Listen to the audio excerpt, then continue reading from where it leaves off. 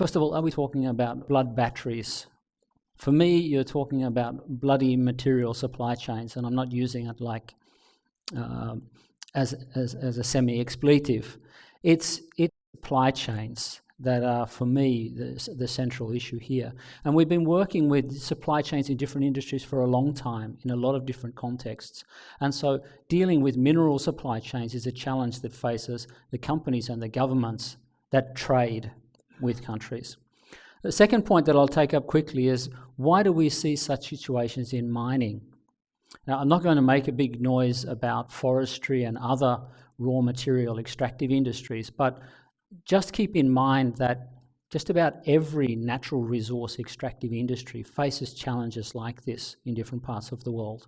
So these are common problems that have relatively common root causes, and we as the consumer societies that all have a mobile phone are looking with envy at an electric vehicle, probably install PV cells on our roofs and batteries to run our houses, and we all desperately want Africa to get energy services to all the poor, and India to have energy services to all the poor. So we really want them to have electrical systems as well.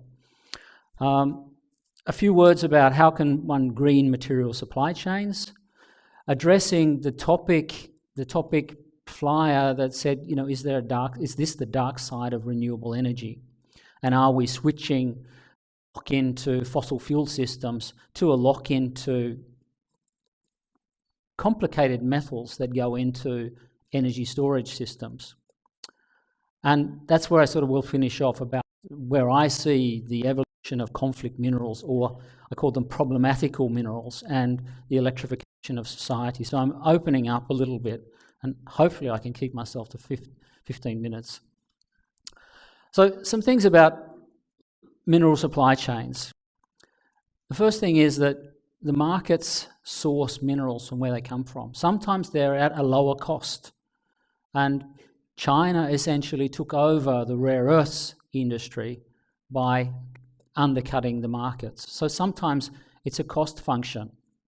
Another issue is that minerals exist where minerals exist. We heard that platinum exists mostly in sub-Saharan Africa. Cobalt is extremely plentiful in the DRC. It's not by any means the only place that it comes from, but there it exists in abundance.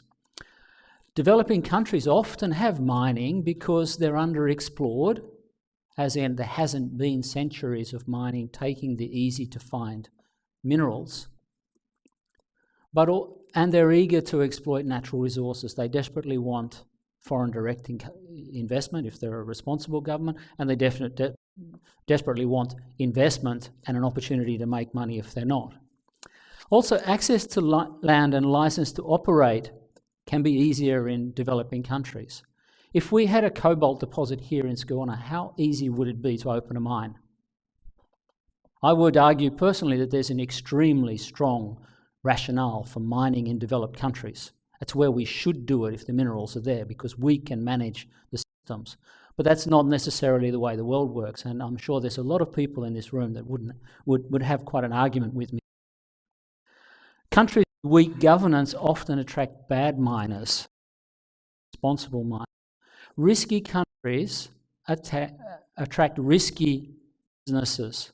And so when you have a vacuum of governance, often you will have an industrial population that's perhaps not as good as you would have in a more rigorously regulated country, because good companies with reputations like fair rules and they like transparent countries. And as the point's been made, millions of poor people mine to survive. So where there's the opportunity in these unregulated environments to actually survive with what you can extract from the ground, people do it. So cutting off the DRC or cutting off certain sources of minerals is probably not a solution. But we can't get away from the fact that people are exposed to extreme risks, short lifetimes, and in many instances it's for things we do not fully utilize. And batteries is becoming a high-profile issue and getting lots of attention, and I'll show a couple of slides that some progress is being made. So why governments? Now, I'm reiterating what other people have said. Failing or failed governments and corrupt political elites often are found in countries that mine, and absent governance and regulatory vacuums lead to tough situations. Artisanal mining is not there just because of these vacuums, but corruption and other things, of course, are prevalent. Anonymous miners and new mining countries is one of the things. Anonymous miners, if you look at the leading mining companies of the world, they have a name, they have a presence on the stock market, they have a reputation, and they can be targeted. But when you have new mining countries, particularly the Chinese and the Indian in recent decades, these are new companies that none of us recognise, and so NGO campaigns against specific actors don't work. So really the multilaterals and the United Nations, other United Nations and development agencies need to work with the governments of countries to help them help themselves. And they need to work with artisanal and small-scale miners to give them skills, capacity, and then help create a legal situation for them to exist within. Once again, I'm sort of repeating some of the things that other people said. Making dirty, homogeneous products traceable and trackable in some way is what we've seen. And I say dirty, homogeneous products because once a metal gets into a smelter, it's homogeneous, it's very difficult to detect. Before that, it's difficult to find where it's coming from, but each item is traceable. And ensuring that we have better knowledge about supply chains, particularly into areas where A, it's needed for development, but B, it's problematical, then we need that. We need to demand certified or tracked minerals, and that's starting to happen. We're starting to see the pressure on the multinationals that make electronics or make batteries. We as consumers and our governments need to ensure that markets value products that are cleaner. Now, the Frank Dodd Act was presented as a blunt instrument that perhaps didn't achieve that, but that was the intent. Because just simply your product contains something dirty can be an anti-incentive to buy it. That's a way of helping to value products that are shown to be less problematical. Ensure that artisanal mining is factored in, because ignoring it or trying to cut them out of the picture affects millions of people. I'm quite out of date with my figures, but when I was looking, it's not 1 or 2 million. I think it's 4+ million people, or maybe even an order of magnitude of people. Artisanal miners rely on mining for their existence. Mining for Closure is books we wrote in the UN system a few years ago, and this is where we have mines and where we have the World Bank and the UN organisations present on the ground. It's to encourage governments to manage life cycles of mines so that the finding the minerals is done in the right way, extracting the minerals is done in the right way, managing the communities is done in the right way, and closing the sites of environmental destruction is done in the right way. And already made the point, mine at home. We have lots of areas where we have minerals, and because of social pressure, we don't want extractive industries here. We don't do this thing. We have some extremely rich mineral provinces in Sweden, and Sweden mines, as does Finland. But there's a lot of other European countries that are really sort of hands off this sort of issue. And we have to also question our moral stance on that, if you adhere to my school. Improving conditions for artisanal and small-scale miners. I won't go into that, but I just threw in a link that this is a big issue, and there's been a raft of international bodies that have worked with this over the last decade or more. And all the formulas are there. You can look at the World Bank, you can look at from the UK, you can look at IGF mining. we know what the solutions are. We need push from the international communities to make things happen on the ground. Shifting to this issue of, is this the dark side of renewable energy? I just wanted to place it in context because we have electric vehicles and we're going to hear about them as one of the driving forces for a rapid demand for some of these key metals and minerals. The batteries are in the vehicles, but the batteries are in other places too, and increasingly they're going to be in lots of places.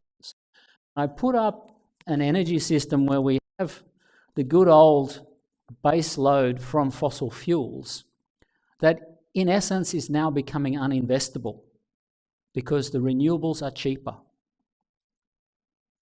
The renewables have lots of other complexities, battery supply being one of them, but they also offer so much that is good, decentralised and equitable, and not just to us in wealthy countries, but to developing countries as well.